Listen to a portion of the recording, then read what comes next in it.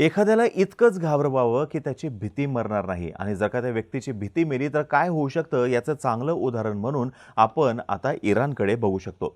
अमेरिकेने 2 आठवड्यांचा कालावधी देऊन अचानकच 48 तासांच्या आत इराणचा जो अण्वस्त्राशी संबंधित कार्यक्रम आहे अशा 3 तळांवरती जोरदार हल्ला केला. आता याच्यातून इराण थोडासा बॅकफूटवरती येईल, ते माघार घेतील असं वाटलं होतं, पण इराण डगमगला नाही. उलट त्यानं सिरिया आणि इराक येथील अमेरिकन बेसिसवरती जोरदार हल्ला केला आणि सगळ्यात मोठा हल्ला केला त्यांनी कतार येथील अमेरिकेच्या सगळ्यात मोठा बेसवरती. आता बातमी अशी येते की ट्रम्प यांच्याकडून की इराण आणि इस्रायल या दोन्ही देशांमध्ये शस्त्रसंधी झालेली आहे. अर्थातच इराण आणि इस्रायल या दोघांनीही याला दुजोरा दिलेला नाही. 22 जून आणि 23 जूनला इराणने सिरिया आणि इराक येथील अमेरिकन तळांवरती जोरदार हल्ला केला, पण कतार येथील अमेरिकन बेसवरती झालेला हल्ला आणि त्याच्यातून इराणनं दिलेला संदेश हा फार महत्त्वाचा होता. It is Iran's aggressive direct confrontation. इराणवरती हल्ला करून अमेरिकेने आम्ही महासत्ताधीश आहोत हे दाखवण्याचा प्रयत्न केला. आम्ही कुठेही कुणावरही हल्ला करू शकतो हे त्यांनी दाखवण्याचा प्रयत्न केला खरा, पण अनपेक्षितपणे इराणच्या हल्ल्यांमुळे अमेरिकाच आता बॅकफूट वरती आलेला आहे. इराणनं कोणत्याही पद्धतीची चर्चा करण्यास नकार दिला, उलट अधिक जोरदार हल्ला केला आणि कोणत्याही पद्धतीच्या परकीय आक्रमणाला तोंड देण्यासाठी सज्ज असल्याचा सुद्धा त्यांनी संदेश दिला. याच्यातून असं नॅरेटिव्ह सेट झालं की Iran is not just defending, it is attacking. या सर्व परिस्थितीमध्ये आता अमेरिकेचे राष्ट्राध्यक्ष यांनी टोटल सीज फायर झाल्याची घोषणा सोशल मीडियावरती केलेली आहे. त्याला इराण आणि इस्रायल यांनी आपण हा व्हिडिओ बनवेपर्यंत दुजोरा दिलेला नाही. आता ही एकूण भूमिका जी आहे ट्रम्प यांची किंवा अमेरिकेची, याला टॅक्टिकल रिट्रीट म्हणावं की डिप्लोमसी म्हणावं हा फार मोठा प्रश्न आहे. काय काय झालं इराणच्या या हल्ल्यामध्ये? इराणने अमेरिकेवरती प्रतिहल्ला करून काय साध्य केलं आणि कतारमधल्या हल्ल्यामधून इराणने काय साध्य केलं, हे सर्व काही आज आपण जाणून घेऊयात. नमस्कार, मी अरुणराज जाधव बोलबिडूवरती तुम्हा सर्वांचं अगदी मनापासून स्वागत करतो. अमेरिकेने हल्ला केल्यानंतर इराणने कुठे कुठे हल्ला केला ते सांगतो. इराकमधील ऐन अल असद एअरबेस आणि हरीर एअरबेस, सिरियामधला अल ओमार ऑइलफील्ड बेस आणि अल तांग बेस, हे सर्व बेसेस अमेरिकन मिलिटरीसाठी फार महत्त्वाचे असे स्ट्रॅटेजिक ठिकाण होते. एकूण जी अमेरिकेची गल्फमधली जी मूव्हमेंट आहे किंवा या भागामध्ये अमेरिका जे सर्व्हिलियन्स करतं, या भागावरती अमेरिका एका विशिष्ट पद्धतीने जो काही डॉमिनन्स ठेवतं, याच्यासाठी हे बेसेस फार महत्त्वाचे होते. पण याच ठिकाणी इराणनं ड्रोन्स आणि मिसाईलच्या माध्यमातून जोरदार हल्ला केला, पण सगळ्यात महत्त्वाचा आणि मोठा हल्ला केला तो म्हणजे कतार येथील एअरबेसवरती. 23 जून 2025ला संध्याकाळी 7 ते 8 दरम्यान इराणनं operation glad tidings of victory याच्या अंतर्गत the Al Udeid airbase near Doha Qatar याला टार्गेट केलेलं आहे. या ठिकाणी अमेरिकन मिलिटरीचा असलेला बेस हा मध्य पूर्वेमधला सगळ्यात मोठा बेस आहे. इथे तब्बल 8 ते 10 हजार अमेरिकन सैन्यसुद्धा आहे आणि नेमकं याच ठिकाणी इराणने हल्ला केला. जी माहिती समोर येते त्याच्यानुसार इराणने येथे जवळपास 6 ते 19 मिसाईल्स टाकलेल्या होत्या. त्याच्यापैकी 6 मिसाईल्सने टार्गेट हिट केलं असा दावा इराणने केलेला होता. तर कतार आणि अमेरिका यांनी इराणने केलेला दावा फेटाळून लावला आणि डागलेल्या सर्व मिसाईल्स या त्यांनी इंटरसेप्ट केल्याचं म्हटलं. फक्त एकच मिसाईल जी आहे ती पडलेली आहे, ती सुद्धा बाहेरच्या भागामध्ये, असं सुद्धा त्यांनी स्पष्ट केलेलं आहे. इराणनं केलेल्या हल्ल्यामध्ये कोणत्याही पद्धतीची जीवितहानी झालेली नसल्याचं अमेरिका आणि कतार यांनी म्हटलेलं आहे. हा हल्ला करण्यापूर्वी इराणने कतारला स्पष्टपणे असा संदेश दिलेला होता की आम्ही हल्ला करणार आहोत, एअर स्पेस बंद करा. अगोदरच वॉर्निंग दिलेली असल्यामुळं कोणत्याही पद्धतीची जीवितहानी झाली नाही, हे महत्त्वाचं. अमेरिकेवरती केलेला हा डायरेक्ट मिसाईल अटॅक पूर्णपणे अनपेक्षित होता.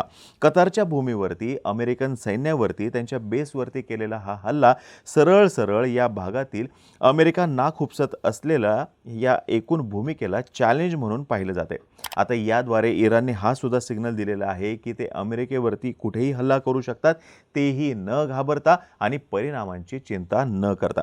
आता या एकूण हल्ल्यामागचं स्ट्रॅटेजिक इंटेंट जर का बघायचं झालं तर आपल्याला हे लक्षात येईल की या हल्ल्याद्वारे इराणने आम्ही प्रतिहल्ला करू शकतो, आम्हाला हलक्यात घेऊ नका असा योग्य संदेश दिला. कतारला अगोदरच या एकूणच हल्ल्याबद्दल त्यांनी माहिती दिली, ज्याच्यामुळं सामान्य नागरिकांच्या जीविताची हानी झाली नाही आणि आम्ही हा विषय वाढवू इच्छित नाही, हे सुद्धा इराणला दाखवता आलं. या विषयाचा सायकोलॉजिकल इम्पॅक्ट असा झालेला आहे की इराणची क्षमता तर सिद्ध झालेली आहेच, ते काय करू शकतात हेही लक्षात आलेलं आहे.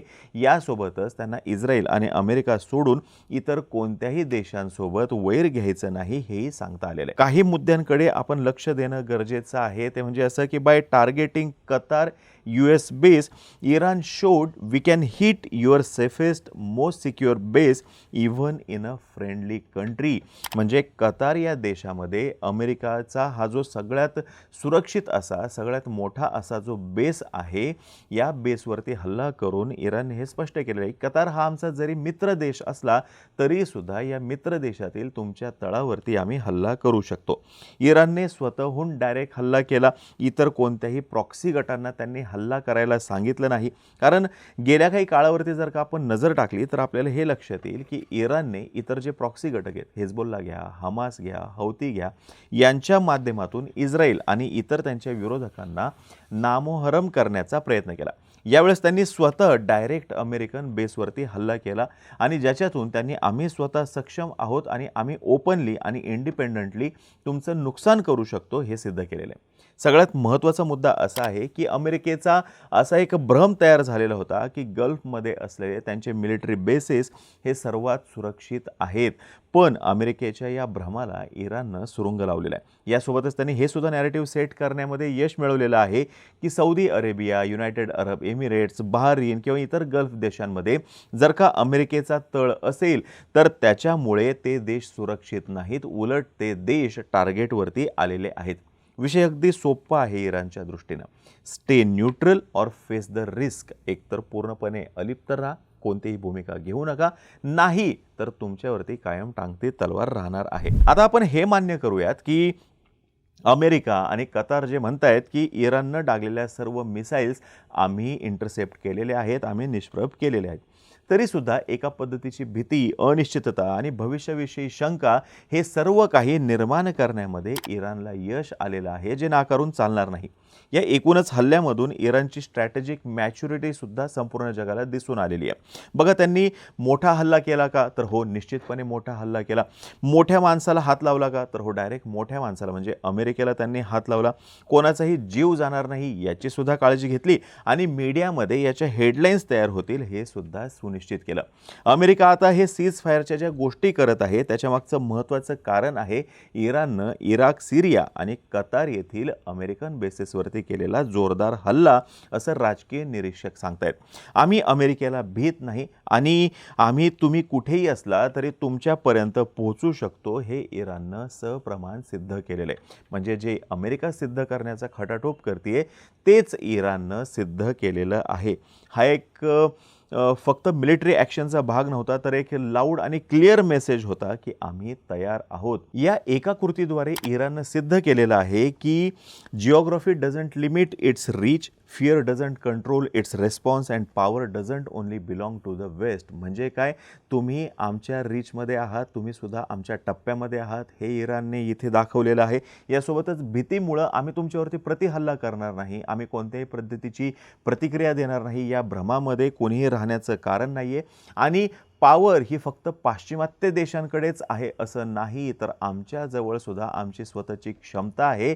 हा एक स्पष्ट मेसेज इराणने दिलेला आहे, हे त्यांनी सिद्ध केलेलं आहे. आधुनिक जगामध्ये कोणता देश किती क्षेपणास्त्र टाकतो हे आता महत्त्वाचं राहिलेलं नाही, हे आपल्याला स्पष्टपणे दिसतंय. तर तुम्ही नेमका काय संदेश देता हे महत्त्वाचं झालेलं आहे आणि इराणने योग्य तो मेसेज योग्य त्या मार्गाने दिलेला आहे, ज्याच्याकडे दुर्लक्ष करता आलेलं नाही हे आपल्याला स्पष्टपणे दिसतंय अमेरिकेने जी सोशल मीडियामध्ये भूमिका मांडलेली आहे त्याच्यामधून. आता ही माहिती जर का तुम्हाला आवडली असेल खाली कमेंट बॉक्समध्ये नक्की सांगा.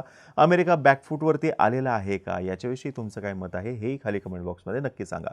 तोपर्यंत आम्हा सर्वांचे व्हिडिओ जास्तीत जास्त लोकांपर्यंत पोहोचवा आणि चॅनलला सबस्क्राईब करायला थोडं विसरू नका. धन्यवाद.